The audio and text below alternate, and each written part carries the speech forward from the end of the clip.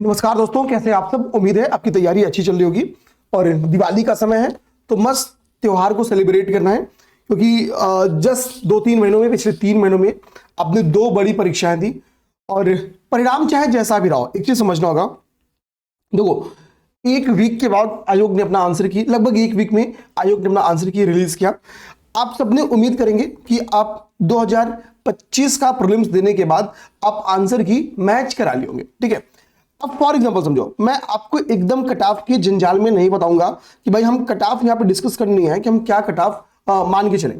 देखो, मैं ये मानूंगा कि भाई बहुत सारे लोग होंगे जो 80 प्लस होंगे, बहुत सारे लोग होंगे जो 85 प्लस होंगे। 85 प्लस मतलब मिनिमम 85 होगा, ठीक है। और बहुत सारे लोग होंगे जो 90 प्लस होंगे। तो 90 प्लस वाले क्या है, 90 प्लस वालों का तो भाई लगभग तय है। लगभग क्या, हम मुझे लगता है कि लगभग 100% तय है कि ये मेंस लिखते हुए मिलेंगे। ठीक है, ये क्या होंगे, ये मेंस लिखते हुए मिलेंगे।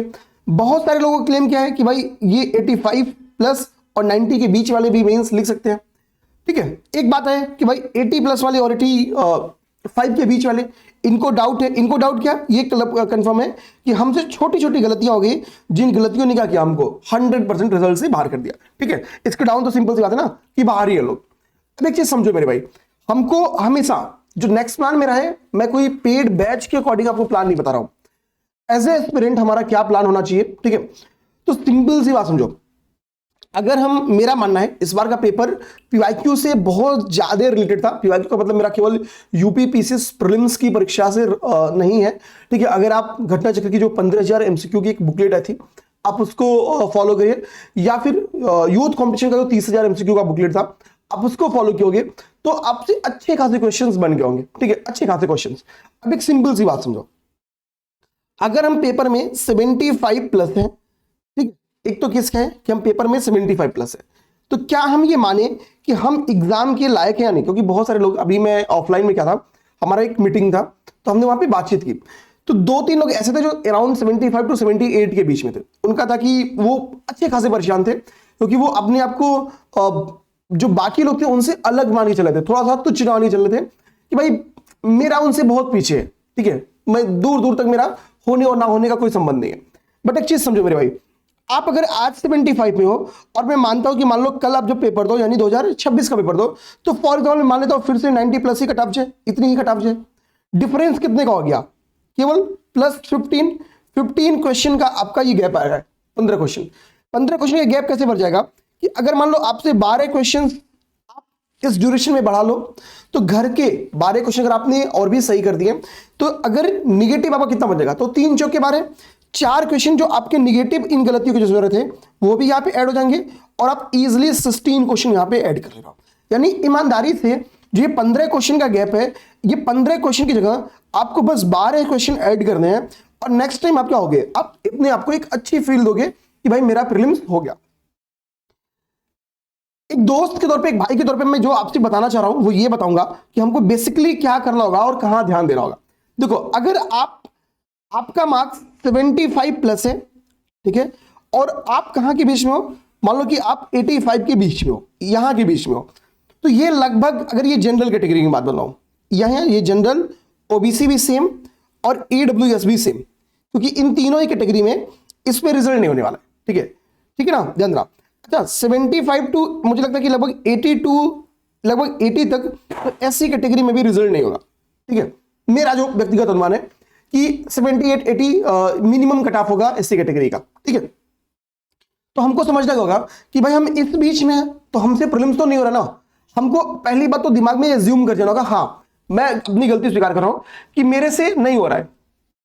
अब देखो, पेपर में जो आपकी गलतियां हुई उसको एक बहुत बढ़िया तरीके से रीड करो कि हमसे क्या पेपर में गलतियां हुई, क्या हमको जो मेरी गलतियां हुई हैं जिनसे मेरा प्रीलिम्स रुक रहा है, उसके पीछे की गलती नॉलेज थी, क्या जानकारी है वो गलती थी कि भाई हमको फला चीजों की जानकारी नहीं थी, इस वजह से मेरा प्रीलिम्स रुक रहा है, या क्या ये कारण है। क्या दूसरा रीजन ये है, सेकंड रीजन, फॉर एग्जांपल मान लो आप में से बहुत सारे लोगों ने करंट अफेयर मेरे से पढ़ा होगा, मैं बैचेस के अकॉर्डिंग जाऊं तो 5000 प्लस तो केवल पेड में रहे होंगे। ठीक है, और ऑनलाइन की बात ही अलग है, मतलब वो यूट्यूब की बात ही अलग है। ठीक है, हम इसकी बात करें तो मान लो कि फॉर एग्जांपल आपको लगाओ कि निशान सर ने क्लास लिया और मेरे उनसे 2 क्वेश्चंस कम लगे, हालांकि मैं बताऊं, जितने सबके लगे होंगे उतने आपके भी लगे होंगे। मैंने इतना करा था, जो आपसे लगे वो किसी से नहीं लगे होंगे, ठीक है। मैंने पहले ही बोला है, मैं इस बात की गारंटी नहीं लूंगा कि मैं जो पढ़ाऊंगा वो पेपर में 100% आएगा, बट इस बात की गारंटी जरूर लूंगा कि अगर वो आपसे नहीं लगेगा तो मैक्स चांस है वो किसी से नहीं लगेगा, ठीक है। तुक्का मार के भले किसी का सही हो जाए, तुक्का मार के किसी का सही हो जाए तो उसको कुछ कह नहीं सकते हैं, बट मैं इतना काम करा दूंगा और कम समय में। अब क्या वो 2 क्वेश्चन मान लो कि जो मेरे से नहीं आए होंगे, मतलब मैंने नहीं पढ़ाया, मेरा पढ़ाया नहीं आया, तो क्या उन 2 क्वेश्चंस की वजह से प्रीलिम्स रुक गया? तो पहली बात क्लियर हमको ये समझना होगा मेरे भाई कि इसके पीछे का रीजन क्या है, कहां हमसे गलतियां हुई। अगर आपको लग रहा है कि मैंने पेपर को ध्यान से एनालाइज नहीं किया और पेपर नहीं और सही वाले में मैं अक्सर जाके फंस गया, मतलब पेपर पूछा था निम्नलिखित में से कौन सा सही नहीं है, नॉट करेक्ट पूछा था और हमने करेक्ट के अकॉर्डिंग टिक मार दिया। अगर आपको लग रहा है मैंने ऐसे 3-4 गलतियां कर दी हैं तो नो डाउट ये छोटी मोटी नहीं, ये बड़ी गलती है, क्योंकि 3 गलती आपने की तो एक घर से भी गया तो 4 ओवर ऑफ मिनिमम आपका कितना चला गया, यहां से आपका 4 चला गया, यहां से मिनिमम 4 चला गया। क्या आपने कोई ऐसी गलती की कि यार आप फॉर एग्जांपल आप फिल करने जा रहे हो 1110 नंबर क्वेश्चन, 1110 का ऑप्शन डी करेक्ट फिल करने जा रहे हो, बट आपसे गलती से क्या हुआ वो 119 में डी फिल हो गया, ठीक है। क्या ऐसी भी गलती आपसे हुई है एक आध क्वेश्चन में? तो ये आपकी एक्चुअली आपके नॉलेज की गलती नहीं है, आपने ठीक से नहीं को आइडेंटिफाई नहीं कर पाया, तो ये आपके नॉलेज की गलती नहीं है मेरे भाई। आपने अगर ऑप्शंस फिल करने गए और फॉर एग्जांपल आपने 101 नंबर ऑप्शन भरना था और 100 भरा गया, ठीक है, गलती से, तो वो हमारे नॉलेज की नहीं, हमारी जल्दीबाजी की, वो पेपर का जो एक प्रेशर होता है उस प्रेशर को बहुत अच्छे से डील ना कर पाने की गलती है, वो उसमें हमारे नॉलेज के स्तर की कमी नहीं है। इस चीज को समझना। कितनी बार 2 ऑप्शंस में डिलीमा हो जाता है। फॉर एग्जांपल 2 ऑप्शन में डिलीमा हटा दो, क्या हमने तेजी से, ठीक है, क्विक रीडिंग करने के कारण, ठीक है, क्विक रीडिंग के कारण भी हमने कुछ चीजें गलत की हैं। जैसे मैं क्विक रीडिंग का कुछ एग्जांपल दे दूं आपको, आइसोटोप वाला जो क्वेश्चन आया था पेपर में, आपके आइसोटोप वाला क्वेश्चन वो पीवाईक्यू का क्वेश्चन है, ठीक है, बट सेकंड स्टेटमेंट उसका क्या है, सेकंड स्टेटमेंट, ठीक है, सेकंड स्टेटमेंट जिसका गलत हुआ है वो केवल बहुत तेजी से रीडिंग के कारण, और वहां पे ध्यान से एक वर्ड और लिखा था, वो कौन सा वर्ड था आप कमेंट बॉक्स में बता सकते हो, वहां पे ना फोकस करने के कारण बहुत सारे लोगों का गलत हुआ क्वेश्चन। आगे बात समझे, तो केवल क्विक रीडिंग की मैं बात बोल रहा हूं। जैसे जो आपका एमआरपी वाला क्वेश्चन था, एमआरपी में सबको पता है भाई एमआरपी क्या है, मैक्सिमम रिटेल प्राइस है, तो अधिकतम पे नहीं बेच सकते, लेकिन हम तो दुकानदार पे जाते हैं, एमआरपी लिखा है 496 रुपया, तो डील करते भाई कितना दे दे, तो हम डील ही तो करते हैं, तो मैक्सिमम में उसमें बेचेगा ही फिक्स नहीं है, वो उसी में ही बेचेगा ये तय नहीं है, हम डील करके माइनस कर लेते हैं भाई। इतना ही चीज सोचना था और ये स्टेटमेंट भी से निकल जाता। अगर हमको ये गलतियां हुई हैं तो ये आप ये गलती क्या कि कोई बुक पढ़ के सही कर पाओगे, ये समझने की हमारे असर की गलती थी, ये सबने, ठीक है। फॉर एग्जांपल किसी ने लाइकेन वाला जो क्वेश्चन था, ठीक है, लाइकेन वाला क्वेश्चन किसी ने गलत किया हो, तो क्या पेपर में कई बार आया है कि लाइकेन क्या है, पर्यावरण का सूचक है, निम्नलिखित में से कौन सा पर्यावरण प्रदूषण का सूचक है, आंसर लाइकेन था। इस बार इसी को एप्लीकेशन बेस्ड क्वेश्चन दिया था और इसी से मिलता जुलता क्वेश्चन, आई थिंक अगर मैं सही हूं तो आरओ या यूपी पीसीएस, ठीक है, 24 में भी दिया था, वो जो नगर वाला क्वेश्चन दिया था कि नगरों में लाइकेंस पाए जाते हैं या नहीं पाए जाते, कुछ ऐसे करके स्टेटमेंट दिया था, उसका भी रेफरेंस यहीं से लग रहा था। आपको पूछना चाह रहा था कि भाई कि ठीक है वो पॉल्यूशन के अकॉर्डिंग कि भाई क्या सूचक है, समझना। तो अगर क्विक रीडिंग के चक्कर में हमसे कुछ चीजें गलत हो गई तो ये भी आपकी नॉलेज की गलती नहीं है, ये है कि हमने थोड़ा एग्जाम जो प्रेशर था हम उसमें संभल नहीं पाए, और हम संभल नहीं पाए तो सिंपल सी बात है भाई, अगर हमने नहीं वाले क्वेश्चंस, ऐसे एक आध फिलिंग बेस्ड क्वेश्चंस, ऐसे क्विक रीडिंग बेस्ड क्वेश्चन, अगर हमने ऐसे 6 से 7 गलतियां कर दी तो भाई ये हमारा मिनिमम दो क्वेश्चन तो घर से भी लेके जाएगा। तो हमने क्या किया, एक लगभग 8-9 क्वेश्चन का एक लंबा गैप बना लिया। अब इसका निगेटिव क्या होगा, निगेटिव ये हुआ कि भाई अभी मैं क्या हूं 82 पे हूं, फॉर एग्जांपल आप 82, 84, 85 पे हो, ठीक है, कुछ भी हो। अब आपसे क्या हो रहा है, ये 8 क्वेश्चन जुड़ते हैं तो आप भी इजीली 90 पार कर जाते हैं, 92, 93, 94, 95 कहीं। जैसे कई सारे लोग को वो आरोही और अवरोही वाली गलती हुई, ठीक है, सबको राज्यों का क्रम, सबको अब वो ट्रिक है, गुनागार हरि मणि मैत्री अघोष हो जाते, वो सबको ट्रिक पता है, ठीक है। आप किसी और ट्रिक से याद किए होगे, वो सबको पता है, मैक्सिमम लोगों को पता है, लेकिन हुआ क्या कि वो आरोही और अवरोही का कॉन्सेप्ट फंसा दिया, ठीक है। तो बहुत सारे लोग क्या ना कि इन जगहों पे जाके गलतियां कर ली है। तो हमसे मेरे भाई अगर ये गलती हुई ना, तो मेरे कहने का मतलब अगर आपको इन गलतियों से प्रीलिम्स रुका है तो आप मान के चलो कि आपके नॉलेज की गलती नहीं थी, हमको बस एग्जाम प्रेशर को हैंडल करना सीखना होगा और हम next time easily prelims clear करेंगे। अब बात आती है तो क्या सर हम प्रीलिम्स के लिए कुछ करें ना, हाथ पे हाथ धर के बैठ जाए, ठीक है, या 26 के लिए हमारा क्या अप्रोच होना चाहिए? देखो आप यूपीपीसीएस एक ऐसी परीक्षा है, हम नॉर्मली सुनते कि फला ने चौथे बार में प्रीलिम्स निकाला, 25वीं बार में प्रीलिम्स निकाला, छठी बार में प्रीलिम्स निकाला और रिजल्ट हो गया। बहुत सारे एग्जांपल है, ठीक है, बहुत सारे एग्जांपल्स है, ठीक है। अब यहाँ पे मैं तो बहुत सारे लोगों को जानता हूं, अब पर्सनली ऐसे आइडेंटिटी शो नहीं करनी है, ठीक है, क्योंकि बट आप अपने नजदीक में जरूर जानते होंगे, फर्स्ट अटेम्प्ट था मेंस का और रिजल्ट मिल गया, प्रीलिम्स का भले वो 5वां 6वां अटेम्प्ट रहा हो, हमारा अप्रोच भी मेरे भाई यही रहना चाहिए। 2026 का फॉर एग्जांपल एक तुक्केबाजी में मान लो कि भाई मान लो कि आपका 2026 का प्रीलिम्स क्या हो, आपका मई चले जाए, कब चले जाए? मई माह में चले जाए। तो क्या हम मई के बाद से मान लो 4 महीने ऐड करो, तो जून जुलाई अगस्त सितंबर, मान लो फॉर एग्जांपल मैक्सिमम आज आपका अक्टूबर है, ठीक है, दिवाली सेलिब्रेट करने के पहले आपको मेंस लिखना है, किसका मेंस लिखना है? 2026 का।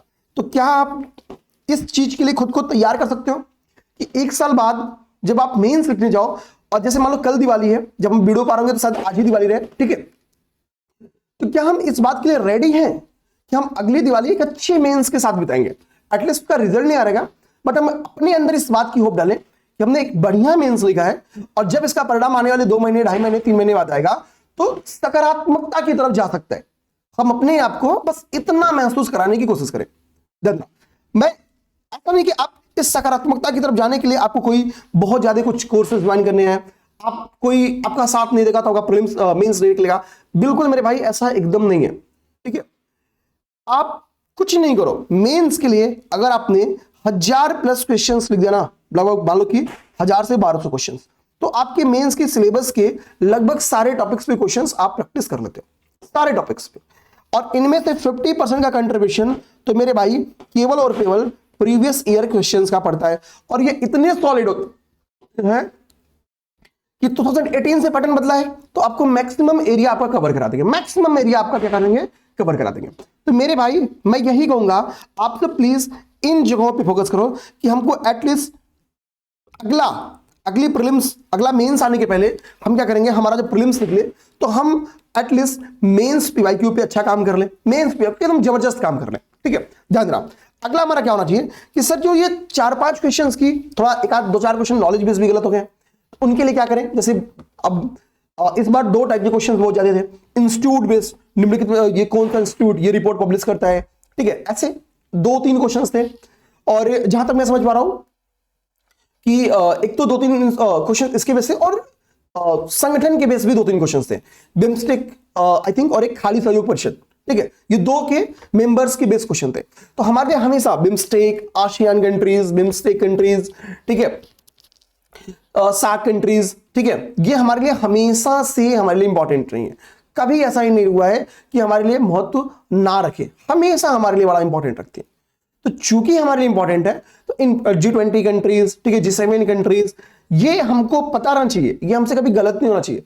हम अगर ऐसे क्वेश्चंस को गलत कर रहे हैं, जैसे अब पेपर में आप सी बाउंड्रीज के क्वेश्चन जो आते हैं, भाई कल को आपसे मेडिटेरियन सी पूछ दे, ब्लैक सी पूछ दे, कैस्पियन सी पूछ दे, रेड सी पूछ दे, ठीक है, अरल सी पूछ दे, मरमरा सी पूछ दे, ठीक है, आपसे ये गलतियां हो जाए, ठीक है, कुछ इंपॉर्टेंट लेक्स, ग्रेट लेक्स पूछ दे, विक्टोरिया लेक्स पूछ दे, वगैरह वगैरह, आपसे ये गलत हो जाए, ठीक है, तो ये सब अच्छी बातें नहीं है।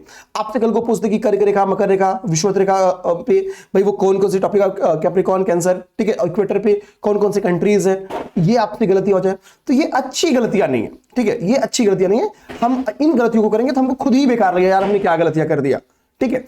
तो आप इनको जस्टिस दो, इनको हमको इन चीजों के, अब ऐसे क्वेश्चंस आते हैं, कैसे पता चलेगा? आप पीवाईक्यूज, हमने क्या करते हैं, हम पीवाईक्यूज को रखते हैं। जैसे मान लो आप में से जो लोग फेल हो रहे हो, एक बड़ा भाई मान के, छोटा भाई मान के एक काम कर जाओ, देखो केवल एक काम क्या करना मेरे भाई, वो मैं बताता हूं। वो आपको काम ये करना है कि आपके पास 15,000 MCQ की बुकलेट होगी, ठीक है, मतलब घट्टा चक्र ने जो 15,000 MCQ की एक बुकलेट निकाली थी, ठीक है, तो वो आप समझ जाओ कि यूपीपीएससी के सभी एग्जाम में आए हुए क्वेश्चंस का एक समरी था, ठीक है। दूसरा एक ऑप्शन है यूथ कॉम्पिटिशन का, 30,000 MCQ की उसमें क्वेश्चन है, अच्छे खासे क्वेश्चन है उसमें, 30,000 है। इनमें से कोई एक बुक आप अगर अपने आप को थोड़ा समय ज्यादा दे पाओ तो 30,000 MCQ की बुकलेट उठा लो, अगर थोड़ा कम दे पाओ तो 15,000। मैं कहूंगा मेरे भाई नोट्स बना लो, 1200-1300 पेज है, 1100 आई थिंक 1150 के करीब में यूथ कंपटीशन में है, और 1000 के करीब में आपकी घट्टा चक्र में है। हमको क्या करना है मेरे भाई, उसका नोट्स बना लेना है। हम क्या करेंगे, उसका क्या करेंगे, उसका नोट्स प्रिपेयर करेंगे। ठीक है, हम एटलीस्ट 1/5 में, मतलब अगर आपका वो 200-250 पेज में हम कोशिश करें कि हमारे वो नोट्स बन के आ जाए।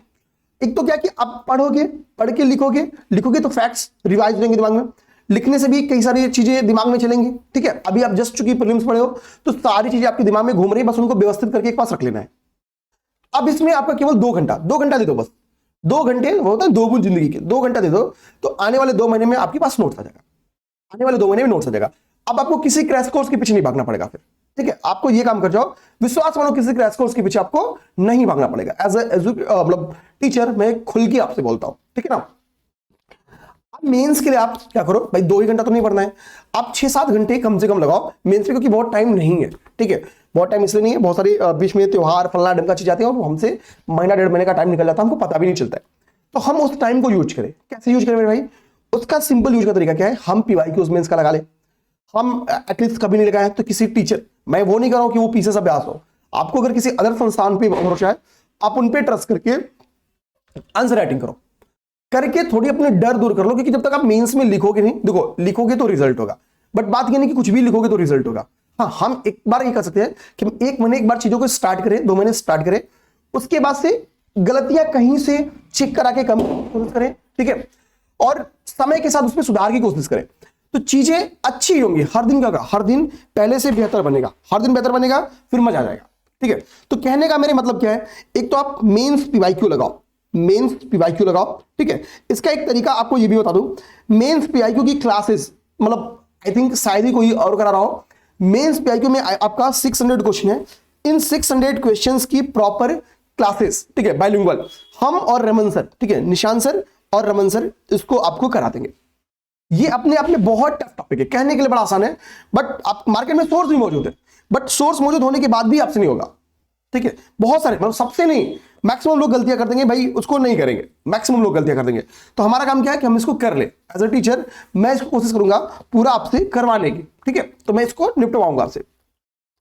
दूसरा, daily answer writing batches start करने जा रहे हैं हम लोग फिर से। ठीक है, तो आप कोशिश करो, जिसको लगता है कि मुझे ज्यादा नहीं, मुझे 2-2 क्वेश्चन 4-4 क्वेश्चन लिखने हैं, तो 2 क्वेश्चंस की तो अभी हम आपकी डेली प्रैक्टिस करवा देंगे।